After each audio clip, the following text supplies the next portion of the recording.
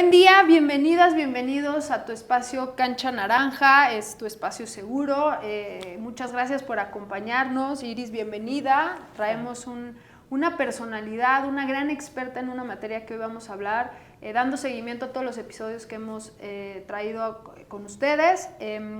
Finalmente, si recuerdan, siempre abrimos estos episodios con datos contundentes que nos tienen que hacer reflexionar, y es que hoy les vamos a platicar que, según los reportes del 911, a diario más de 850 mujeres en promedio levantan un teléfono para pedir auxilio desde algún punto de México. Así que, Iris, bienvenida a tu espacio seguro. Muchas gracias por acompañarnos. Creo que hay muchas dudas, pero si algo es muy importante es el episodio que vamos a abordar hoy, que es desde la materia legal, ¿no? Claro que sí, Mariana, pues muchas gracias por la invitación y sí, vaya que es un tema de suma relevancia, sobre todo en este país. Muchísimas gracias, Iris, ¿no? Y sobre todo el saber qué tenemos derecho a, qué herramientas contamos para podernos defender, abordar estos temas. Muchas gracias. Voy a compartir la semblanza de nuestra experta. Vaya semblanza, la verdad, y es importante reconocer además que existen estas especialidades y expertise a las que ustedes se van a poder acercar. Vamos a compartir tus datos en las redes sociales. Iris, que es abogada y criminóloga feminista, licenciada en Derecho por la Universidad Autónoma Metropolitana, maestra en Criminología por la Universidad de Barcelona y doctora en Ciencias Jurídico-Penales y Política Criminal por el Instituto Nacional de Ciencias Penales. Durante más de 18 años te has desarrollado en el ámbito de la Procuración de Justicia. En los últimos 23 años te has dedicado a la docencia y a la investigación en materia de violencia contra las mujeres, y autora de múltiples libros, además obviamente dictado conferencias en diversos foros del país y del extranjero, publicaciones, distintos artículos publicados, editoriales, y con un tema que además hay que reconocer es, uno, felicidades por tu medalla Omecíhuatl, ¿no? Por tus contribuciones en materia de derechos humanos, pero creo que esta es la parte clave siempre con perspectiva de género, ¿no? Eso es algo que hemos aprendido muchísimo a lo largo de estos episodios, que hay que ver siempre las cosas con perspectiva de género. Y dando seguimiento al episodio 7 que platicaba Fabiola a todas las instancias que podemos recurrir, nos platicó sobre las activaciones de la primera alerta de violencia de género. Y miren, afortunadas, privilegiadas de contar con Iris, porque formó parte del grupo de trabajo para esta activación. Y finalmente, actualmente estás de profesora investigadora titular, ¿no?, en el Departamento de Derecho de la UAM Azcapotzalco. Es investigadora nacional y es responsable del Seminario Divisional de Estudios de Género y Violencias contra las Mujeres. Iris, me faltó algo. Qué currículum tan impresionante. Muchísimas gracias por acompañarnos. No, al contrario, de verdad, encantada de estar con ustedes. Insisto, hablando de temas que son fundamentales, porque la violencia creo que la vivimos todas las personas y a veces no la sabemos identificar, y es muy importante justamente para poder prevenirlas. Justo, y así empezamos con los primeros episodios, abordando qué tipos de violencias existen para poderlas reconocer. Y para nada más, a la gente que no ha podido ver los siguientes episodios o previos episodios, por favor, ojalá nos puedan sintonizar, porque sí es importante darle seguimiento vamos abarcando el macro hasta llegar al micro, ¿no? Y nada más para poder retomar, desde tu punto de vista, Iris, desde tu expertise, ¿cómo se expresa la violencia contra las mujeres? Mira, creo que hay hoy por hoy la facilidad de que existe una ley general de acceso de las mujeres a una vida libre de violencia, que es una ley general marco, pero que en cada entidad federativa hay una ley. Y en esta legislación nos indica perfectamente las diferentes modalidades, es decir, los contextos en los que se lleva a cabo la violencia en contra de las mujeres, y los tipos, o sea, las formas en que se manifiesta, ¿no? Lamentablemente cada vez hay diferentes modalidades, o más modalidades, más tipos. Entonces, bueno, pues está desde la violencia familiar, la violencia institucional, la violencia docente, la violencia escolar, la violencia institucional, ¿no?, la violencia feminicida, ¿no? Pero la violencia política, por ejemplo, la violencia en medios digitales, y la forma en que se representa pues es a través de, generalmente la que con mayor frecuencia se da es la violencia psicoemocional, que no, a veces, muchas de las veces no sabemos identificarla, hemos normalizado. Entonces, bueno, estamos acostumbrados, por ejemplo, en el ámbito universitario, que si un profesor dice, pero es que ¿por qué estás ocupando este espacio, ¿no? que debiera ser de un hombre? Bueno, pues eso es una violencia en el contexto escolar, ¿no? Pero es una violencia psicoemocional, ¿no? Porque te están devaluando, te están indicando que ese no es tu lugar. Por supuesto, la que más conocemos es la violencia física, y esa es, creo que es la que mayor, o con mayor facilidad podemos identificar, ¿no? Aún, debo de decir, hay violencias físicas que no dejan moretones o no dejan lesión alguna, ¿no? Pensemos que todavía algunos ministerios públicos, cuando llega alguna mujer a denunciar violencia, dice, pero señora, usted no trae ni el ojo morado ni el brazo roto. Bueno, no necesariamente se tiene que demostrar esto. La violencia económica, la violencia simbólica, ¿no? Entonces hay diferentes formas en que se manifiesta la violencia, pero siempre algo que es muy importante identificar es que siempre en este tipo de violencia hay una asimetría de poder, ¿no? Entonces, y qué interesante lo que mencionas, porque podemos hacer la analogía de lo que siempre mencionamos, por ejemplo, dentro de la cancha, ¿no? Esta cuestión con los árbitros en las faltas. ajá. Si es muy fuerte o más moderada, no tiene nada que ver con que la regla es la regla. Si la rompes, ¿no? Claro. La rompiste. Si te pasas el semáforo, te pasaste el semáforo, ya hay consecuencias, Claro. ¿no? Y este acto que señalas creo que es fundamental de decir, si le dolió o no le dolió, si tiene moretón o no tiene moretón, no tiene nada que ver con el hecho de que es violencia física. Y otra cosa importante, y a lo mejor me estoy señalando, pero me encantaría abordarlo, es cuando llegas a hacer la denuncia, muchas veces es más fácil o reconocen más la palabra de reconocer que mencionabas, la violencia física, porque se entiende como prueba, que cuando hablas de una prueba psicoemocional, que a lo mejor es mucho más difícil establecer ante una denuncia y ante una investigación, ¿no? Que muchas veces es donde entiendo, y como mujer, y lo digo aquí, es a veces no te atreves a generar la denuncia porque es ¿qué prueba puedo dar yo si es mi palabra, ¿no? Claro. Generalmente cuando lo que decías, si no reconocemos la violencia psicoemocional, pues ¿cómo vas a presentar esa evidencia, ¿no? Entonces, esas palabras creo que van a ser muy importantes durante nuestra conversación, y ya que sabemos cómo se van expresando, la importancia de no normalizarlas, entendemos que hay varias instancias a las que podemos recurrir, teléfonos, etcétera, ¿no? Y hablábamos de la importancia de generar estas denuncias, y estas denuncias no solamente para sentar un precedente, establecer antecedentes en donde podamos generar investigaciones y demás, y que se haga, bueno, no quede impune el acto. Yo te preguntaría entonces, Iris, ¿qué mecanismos legales existen hoy para proteger a las mujeres que sufren violencia de género? Claro. Fíjate que México es uno de los países más adelantados en esto, ¿no? Tristemente por el antecedente de lo que se conoce como el fenómeno de las mal llamadas muertas de Juárez, ¿no? Que realmente no es que se murieran, las mataron, las asesinaron. Entonces, a partir de este caso, que llegó hasta la Corte Interamericana de Derechos Humanos, y que por primera vez esta Corte dictó una sentencia con perspectiva de género, pues se empezaron a crear instancias que atendieran específicamente a las mujeres, aunque ya había habido, por ejemplo, en la Ciudad de México, antecedentes interesantes, aún cuando no estaba todavía, digamos, tipificada la violencia en contra de las mujeres. Algo que es importante decir, yo creo que hay que distinguir como dos grandes tipos de violencia.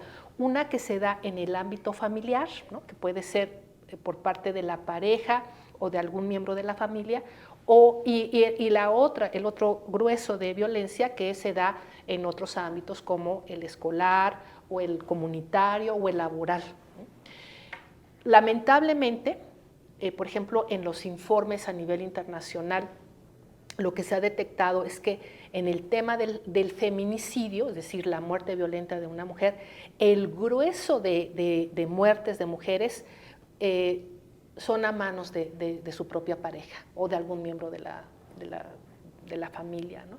Entonces, son dos instancias importantes, pero bueno, pues sí, pensemos que, por ejemplo, en el ámbito familiar, desde finales de los años 80, en la Procuraduría de hoy Fiscalía de la Ciudad de México, se instaló, digamos, una oficina que es el Centro de Atención a la Violencia Intrafamiliar, así se llamaba.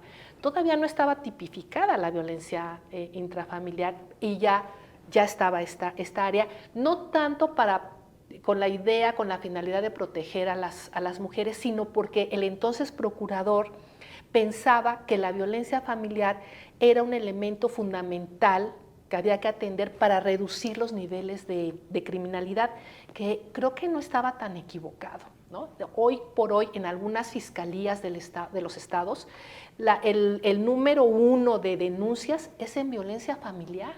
O sea, es un grave problema este. Y algo que es importante decir es que cuando una mujer decide ir a denunciar violencia familiar, a denunciar a su pareja, ¿no? O al padre de sus hijos, es porque ya el terror que tiene es impresionante, ¿no? Es decir, o es él o soy yo, ¿no? Entonces yo mejor me salgo, voy y denuncio. Entonces, bueno, hoy por hoy también es muy importante los centros de justicia para mujeres. Y quizás antes de los centros de justicia para mujeres, en todas las entidades federativas, los gobiernos estatales y municipales cuentan con instancias como los institutos de las mujeres. En algunas entidades son secretarías de las mujeres. Por ejemplo, en la Ciudad de México están lo que se conoce como lunas. Antes eran UAFIS, que eran las unidades de atención a la violencia intrafamiliar, ahora se llaman lunas, y ahí se les presta a las mujeres información, asesoría, tanto jurídica como médica, ¿no? y las reorientan, digamos, a que si deciden denunciar el caso puedan ir al Centro de Justicia para Mujeres. Estos centros de justicia son importantes porque lo que se logró identificar en estudios con perspectiva de género es que a las mujeres que iban a solicitar ayuda ante una agencia del Ministerio Público, el agente le decía, no, pero primero vaya al registro civil. Y de registro civil la mandaban a otra oficina y así, ¿no? O sea, a las pobres las traían de un lado a otro. Es decir, algo también que es interesante es que siempre junto a cualquier tipo de violencia está la violencia económica. Claro, ¿no? Entonces, lo platicábamos con Fabiola, dependes de, ¿no? Así es. Entonces, bueno, pues las mujeres en una situación de violencia familiar, donde ya la estrategia del violento las dejó sin redes de amistad, de familiares, que no tiene trabajo, en fin, y todavía tener que buscar este apoyo y que las estén raqueteando, digamos, ¿no? Pues es terrible. Pero están estas instancias que son fundamentales. Incluso, bueno, hay refugios, si es que la violencia tuviera ciertos rangos en donde la vida de esta mujer corriera peligro. Bueno, hay una red nacional de refugios al que puede tener acceso siempre y cuando acuda a estas instancias primero. Eso, y a ver, con Fabiola platicábamos todo este tipo de violencias y cómo poder apoyar a que se genere la denuncia, ¿no? Que es lo que acabas de comentar, toda esta red. Porque, y a ver, no es nada más en el caso de violencia, ¿no? Somos una sociedad y entonces como sociedades somos grupos de trabajo que necesitamos para cazar un animal, para poder traer comida a tu mesa. Claro. Es una red de grupos de trabajo en donde soporte psicológico, emocional, etcétera, etcétera, ¿no? Y lo que nos lleva, vamos a poner casos, ¿no? De una persona, vamos a nombrarla M, ¿no? Esta persona, mujer M, está sola, ya acabas de dar ese caso, ¿no? Ya el esposo o el tío, el padre, una figura masculina dentro de su entorno más cercano, ya la dejó sin soporte. Ella ya tocó fondo, que es lo que decías, en donde dice es mi vida o la de él y la de mis hijos, ¿no? No tiene soporte económico, ya no tiene un ingreso para ella y quiere levantar una denuncia. ¿Cuál es el procedimiento que debería de seguir para denunciar violencia de género? O sea, no vamos a nombrar qué tipo de violencia, pero violencia de género. Y creo que una parte clave, lo que hemos estado viendo a lo largo de nuestra historia, es cómo demostrar esa confianza y esta persona sentir esa confianza para no caer en la revictimización, para no sentir que va a haber represalias contra ella, que puede salvaguardar su integridad cuando vaya a denunciar. Claro. Mira, pues los diferentes gobiernos han invertido muchísimo tiempo y dinero en la capacitación, ¿no? de las y los servidores públicos, que eso también forma parte de la sentencia de Campo Algodonero, ¿no? En la sentencia, digamos, parafraseando un poco a la Corte, le dijo al Estado mexicano, ¿sabes qué? Tienes un grave problema de machismo en tu país.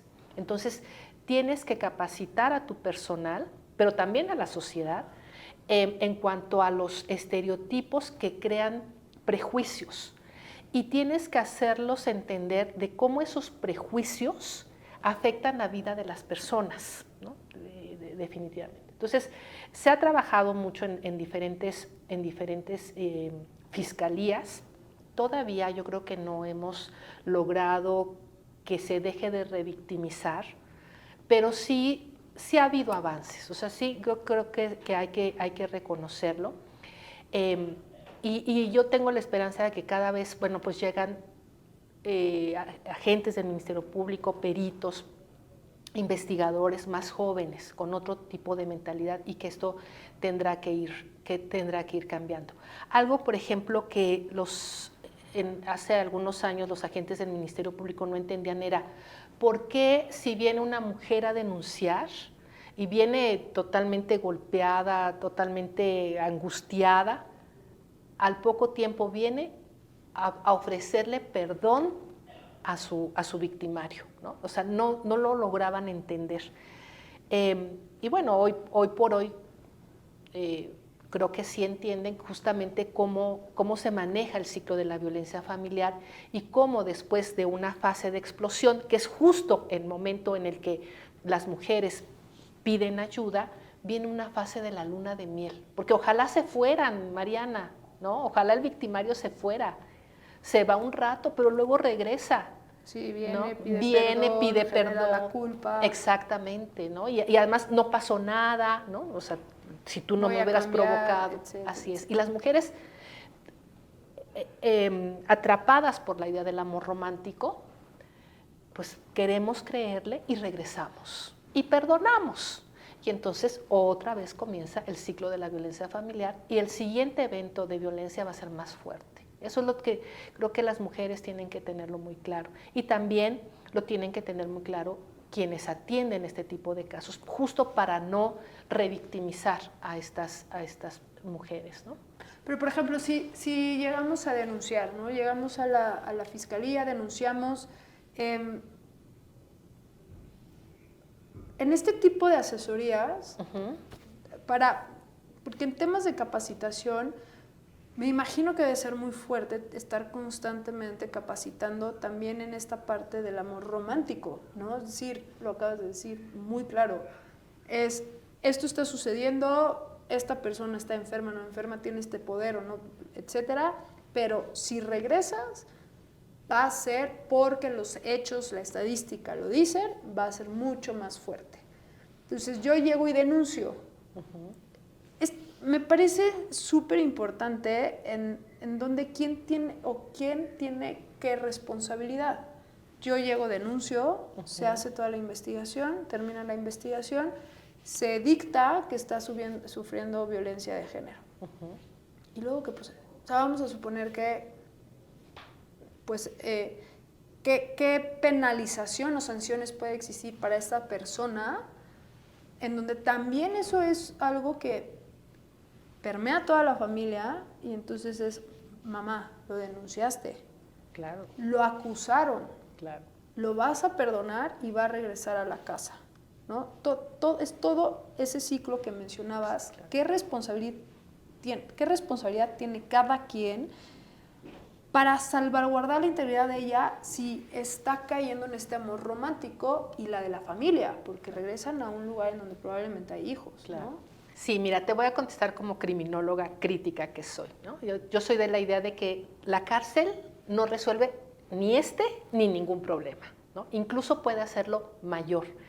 Es muy complicado cuando una mujer denuncia porque no solamente denuncia a un hombre a quien quiere, a quien amó en un momento determinado, puede ser que sea el padre de sus hijos e hijas, pero además tiene a la familia, a las amistades sobre ella, ¿no? Entonces es muy complicado y al final puede ser que cuando salga de la cárcel o de todo este proceso legal, puede ser que él se mida y ya diga, pues esta mujer sí es capaz de denunciarme y ya no voy a buscar ningún problema, ¿no?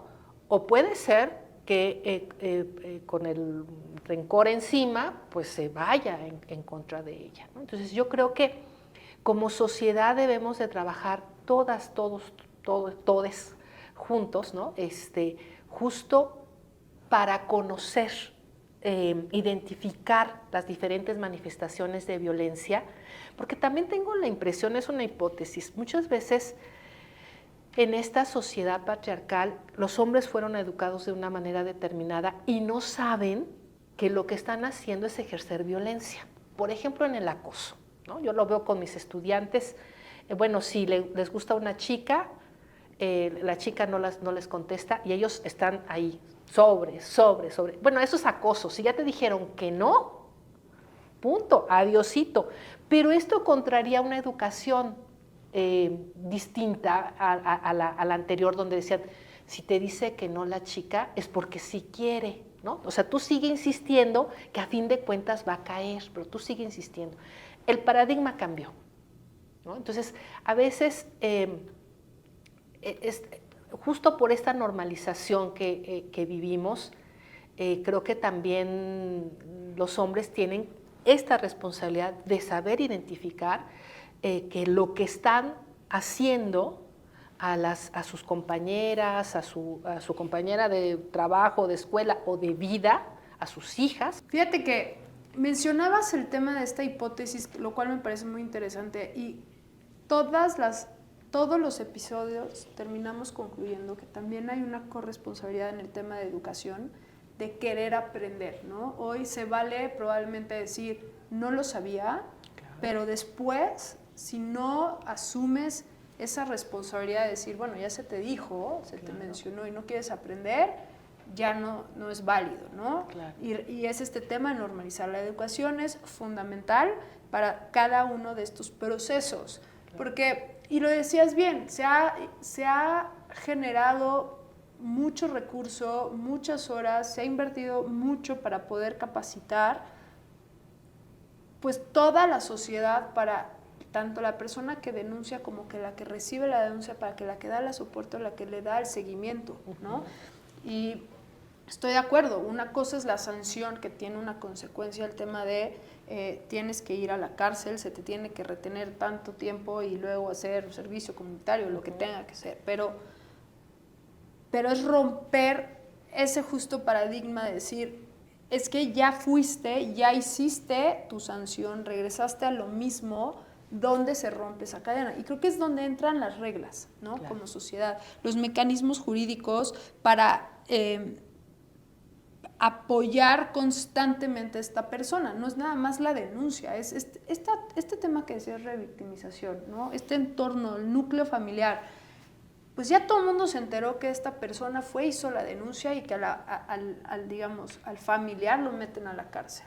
Y tú, persona que estás afuera, tienes que vivir con esa información de cómo metiste a tu marido en la cárcel, y tus hijos qué van a decir. Y entonces, esa tensión es constante, ese seguimiento es constante. Después regresa esta persona y hay que ahora continuar con esa tensión. Jurídicamente, ¿cómo es esa atención que se le brinda a las mujeres cuando están viviendo estos procesos o están viviendo esa violencia de género? Es nada más oye, ve y denuncia. Hablas de muchos centros. ¿Cómo es esa atención? Ok. Mira, algo importante es reflexionar de que por muchos siglos la persona que vivía un tema de violencia había estado invisibilizada. En México no fue sino hasta el 2001, si no me equivoco, que hubo una reforma constitucional en el artículo 21, en donde estaban previstos los derechos del presunto responsable, es decir, de la persona a quien se le imputa un delito, pero no de la víctima, ¿no? Entonces, bueno, hubo una reforma y se le dieron derechos a la víctima, y a partir de ahí empezaron pues a haber cambios importantes, de modo tal que, si no me equivoco, porque soy mala para las fechas, en el 2012 se promulgó la Ley General de Víctimas, ¿no? Que es una ley muy importante porque contiene una serie de principios fundamentales que las autoridades deben de respetar. Por ejemplo, el principio de buena fe, porque todo el mundo conocemos el principio de inocencia, que por supuesto que es fundamental, pero también es importante el principio de buena fe, es decir, a la persona que denuncia una violación a derechos humanos o un delito, se le cree, ¿no? Ya en el procedimiento puede suceder que no compruebe el delito, en fin, puede pasar, pero por lo pronto la autoridad tiene que darle cierta atención de emergencia. Y bueno, a partir de ahí, por ejemplo, hay un modelo integral de atención a la violencia. Perdón que te interrumpa, sí, pero para dar un ejemplo, esto se conocía como cuando existía una violación, y ella mencionaba que estaban en la fiesta y su defensa es: estábamos borrachos y no sabía qué hacía, y entonces ella menciona que porque pues estaba borracha no se podía defender. Entonces muchas veces el caso era: estabas alcoholizada, entonces pues no, claro, seguramente dijiste que sí, ¿no? Claro. Y hoy la presunción de buena fe dice que le tienes que creer a ella en su denuncia, no importa no sé, la circunstancia o... Claro, si ella dice que la violaron, si ella dice que fue víctima de un delito, se le tiene que creer en esta parte y darle la atención. Eso no significa que al final del proceso se dé una sentencia a su favor, que eso es algo que también últimamente creo que ha sido un problema en los tribunales, ¿no? Porque tampoco es creerle por creerle, no, a ver, te voy a creer, te voy a dar oportunidad a que compruebes, o sea, tiene que haber pruebas, tiene que haber evidencias. Claro, no esperemos que haya una cámara que esté filmando. Bueno, a veces aunque haya una cámara, no sabemos identificar la violencia, ¿no? Sí. Pero hay otro tipo de pruebas, el daño psicológico, los tiempos, en fin, hay una serie de procedimientos que se pueden seguir para demostrar que efectivamente se dio el hecho. Insisto, esto no significa que se violente el principio de inocencia. A ella se le debe tratar como víctima y a esta persona se le tiene que tratar como presumiblemente inocente. En ese ínter hay que hacer la investigación para ver qué es lo que resulta. Y en este momento se le tiene que dar atención de emergencia. O sea, lo más importante pues es la atención médica, por ejemplo, en un caso de violación, ¿no? O sea, eso es lo fundamental, la atención médica, la atención psicológica, una un primer acercamiento a la orientación legal de qué es lo que puede hacer. Ya en un segundo momento, ¿no? Es otro tipo de atención, entonces ahora sí veamos qué tratamiento es el que médico, no psicológico, tendrás que seguir, y ahora sí vamos a ver qué es lo que quieres hacer legalmente, porque a lo mejor, que eso es lo que sucede muchas veces, las mujeres, por ejemplo, que viven violencia familiar, no quieren denunciar a su pareja, no quieren, ¿no? Entonces, por ejemplo,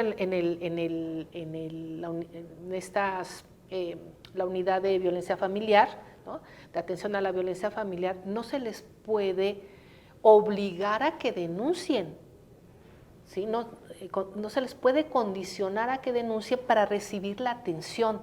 Algo que es fundamental antes de que una mujer denuncie violencia familiar, por ejemplo, pues es que tenga, que se empodere, digamos, ¿no? O sea, que tenga cierta paz mental, que pueda valorar cuál es la trascendencia del siguiente paso si es que decide denunciar. Claro, hay casos muy graves y eso también las instituciones, las fiscalías, es importante que apliquen pruebas, porque los riesgos son diferentes. O sea, no es lo mismo que si yo estoy emparejada con un hombre que pues es violento conmigo, pero puede ser muy, muy pacífico en otras circunstancias, que si estoy casada con un militar, por ejemplo, o con un hombre que tiene armas, o mucho poder. O mucho poder económico, político. Claro, es que esa parte de la asimetría de poder es fundamental. Me parece muy interesante porque aborda muchos temas, tiene muchas aristas, ¿no? Muchas. Pero ahorita que decías el tema de empoderarlas, me llamó la atención y me gustaría si nos puedes compartir qué formas existen para empoderarlas. No sé, a lo mejor estos centros de atención de los que mencionabas antes de llegar a generar esta denuncia, que nos platiques, porque probablemente están capacitando estos centros para poderlas empoderar, pero creo que eso es algo que todas las personas debemos de saber, porque desafortunadamente en estos casos, lo dijiste bien claro, ¿no? Sin una denuncia no se puede hacer nada al respecto, o estoy equivocada. No, sí se tendría, o sea, no debe ser condicionante. Okay. La denuncia para poder ser atendidas por estas instancias. Por eso, no. Pero por ejemplo, si vamos a suponer que todos aquí estamos viendo que todos están viendo que yo estoy siendo violentada, okay, ¿no? Y tú vas y denuncias, sí, eso no se puede. ¿Estás de acuerdo? Para que se genere una sanción, una investigación, etcétera, etcétera, esta persona tiene que denunciar, claro, que es donde yo creo que se ha vuelto muy complejo, claro, este tema, y es lo que hablabas de empoderar. Entonces, si nuestra audiencia pudiera escuchar formas de empoderar a estas personas, sobre todo a las mujeres, para poder generar la denuncia. Ok, a ver, pensemos que yo vivo violencia por parte de mi pareja. Estoy en la calle porque emocionalmente lo digo, ¿no? Es decir, porque mi pareja todos los días me dice que soy una inútil, que no soy buena para absolutamente nada, que no sé hacer nada, que soy una mantenida, que estoy fea, que estoy gorda, que estoy vieja, que nadie me va a querer, que soy incapaz de hacer cualquier cosa. Y yo todos los días me trago eso y me lo voy creyendo, ¿no? O sea, mi autoestima está hasta abajo. Ya de por sí traemos todas las mujeres una carga de eso, porque a través de todos los mecanismos, la familia, la escuela, el trabajo, nos han hecho pensar que somos inferiores en muchos sentidos, ¿no? Entonces, si aparte mi pareja, quien más me quiere, me lo dice, pues sí me la creo. O sea, me dejan por algo, ¿no? Sí, claro, y me lo creo, ¿no? Entonces, soy incapaz, me siento incapaz de cualquier cosa. Entonces, yo, si quizás me encuentre con alguna amiga de muchos años que es feminista y que me dice, oye Iris, estás mal, busca ayuda. Y yo voy y busco una terapia, por ejemplo, una terapia con un enfoque feminista, muy probablemente, no probablemente, seguramente lo que va a hacer la terapista es justamente empoderarme, ¿no? O sea, darme herramientas emocionales para darme cuenta que no soy una inútil, porque aunque yo no haya más que terminado la primaria, resulta que sé cocinar, que hago unos pasteles deliciosos y unas enmoladas maravillosas, que sé leer, que sé escribir, que sé hacer aseo, ¿no? Que soy muy buena lavandera, que soy, o sea, que soy muy buena administradora, que puedo cuidar ancianos, que puedo cuidar niños, o sea, me voy dando cuenta de todo lo que soy capaz de hacer, ¿no? Y me voy empoderando, me voy haciendo dueña, o sea, voy teniendo poder sobre mi vida, ¿no? Sobre mis acciones, que me ha quitado esa pareja. Algo importante en esto otra vez que quería comentarte en lo de que a la víctima se le cree. En muchas de las relaciones de pareja lo que sucede también es que ni en la familia se le cree. Oye, ni en la familia ni en las amistades. Oye, pero si es encantador. Encantador. ¿No? Sí. O sea, ¿cómo que te quieres separar de él? ¿Cómo que te maltratas si siempre estás preciosa? ¿No? O sea, la verdad es que no sabemos qué es lo que pasa entre cuatro paredes. Es sumamente interesante entender cada proceso de las partes, ¿no? Qué tipo de herramientas, y lo hemos platicado en otros episodios, existe un sinfín de terapias a las que pueden acudir, claro. Centros, médicos, sí. Etcétera, en donde te pueden acompañar con claro. Grupos de apoyo, que te presenten otras personas, otras mujeres que están claro. Viviendo lo mismo y que te platiquen su historia y ver cómo si es factible claro. Poderte separar de esa vida y rehacer tu vida, ¿no? Y para ir cerrando, Iris, porque podríamos hablar de esto mucho tiempo, que de lo que tú conoces hoy, de lo que se ha ido construyendo, porque sí también creo que se ha avanzado mucho, ¿no? Sí. No es suficiente, pero se ha avanzado mucho. ¿Qué acciones legales se están tomando en México para reducir estos índices de violencia de género? Mira, yo creo que algo muy importante es la medición. O sea, ya hay estadísticas criminológicas con enfoque de género, ¿no? Es decir, poder saber el tipo de violencia que están viviendo las mujeres, quiénes están ejerciendo la violencia, quiénes están viviendo la violencia, los rangos de edad o de ocupación. O sea, son elementos que son importantes para hacer políticas públicas que reduzcan, ¿no? Que reduzcan esto. Creo que ese primer momento de medir, que además visibiliza el problema, porque si no se evidencia, pues no existe, ¿no? Lo que no vemos no existe. Entonces creo que eso es importante. Y no puedes mejorar lo que no se mide, ¿no? Claro, sí. ¿No? O sea, ya, esto que tú decías, bueno, este tipo de programas son importantes, ¿no? Yo recuerdo cómo cuando comencé a estudiar el tema de violencia, cómo a una le va cayendo el 20, ¿no? Híjole, aquello que me hizo fulanito, eso es violencia, me hizo sentir mal, pero yo pensé que era normal. O sea, vaya que es muy importante, ha habido avances muy importantes. Iris, tenemos que cerrar el episodio.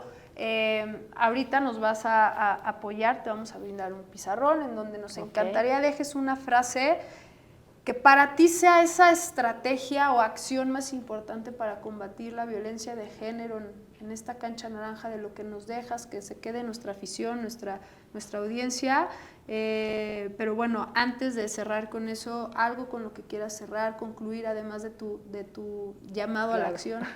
Claro, pues no, más que nada agradecer la invitación y darnos cuenta que como sociedad todos tenemos cierta responsabilidad, ¿no? Entonces, el problema de la violencia en contra de las mujeres no es una cuestión ajena a nuestras vidas, ¿no? Y pues invitarles a la reflexión qué tanto hemos sido cómplices muchas veces, ¿no? El silencio o el reírnos frente a un chiste misógino, ¿no? Eso colabora. Entonces, creo que tenemos que resolver este problema todos juntos, porque además saben que si reducimos los niveles de violencia en contra de las mujeres, se va a reducir toda la violencia, toda.